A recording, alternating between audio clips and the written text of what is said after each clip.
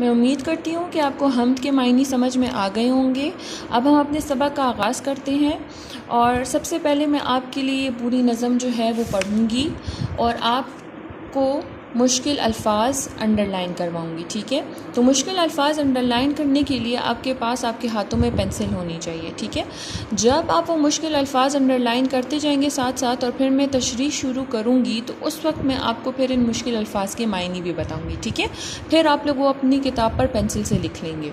तो चलें अब हम अपने सबक का आगाज़ करते हैं और आपकी उंगली जो है वो मेरे पढ़ते हुए लफ्ज़ के ऊपर होनी चाहिए ताकि आपको पता चल सके कि मैं कौन से लफ्ज़ की अदायगी कर रही हूँ, ठीक है। चले हम नज़म शुरू करते हैं।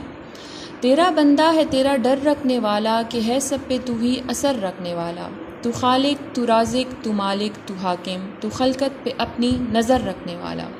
पहले दो अशार में मुझे ऐसा कोई भी लफ्ज़ मुश्किल नहीं नज़र आ रहा जिसका मायने आपको बताना पड़े और दूसरे दो अशार में मुझे दो लफ्ज़ नज़र आ रहे हैं, एक है खालिक और दूसरा है खलकत। खालिक को पेंसिल के साथ अंडरलाइन कर लीजिए और खलकत को पेंसिल के साथ अंडरलाइन कर लीजिए। खालिक और खलकत को पेंसिल के साथ अंडरलाइन कर लीजिए। फिर आपने सफ़ा नंबर 2 पे चले जाना है और सफ़ा नंबर 2 पर भी आप पर लाजिम है कि आप पेंसिल के साथ जो है वो ऊपर तारीख़, जमात का काम और दिन राइट करें, ठीक है। तो चलिए अब हम आगे पढ़ते हैं। ज़मीं से फ़लक तक तेरी हुक्मरानी, तू अर्ज़ो समा की ख़बर रखने वाला।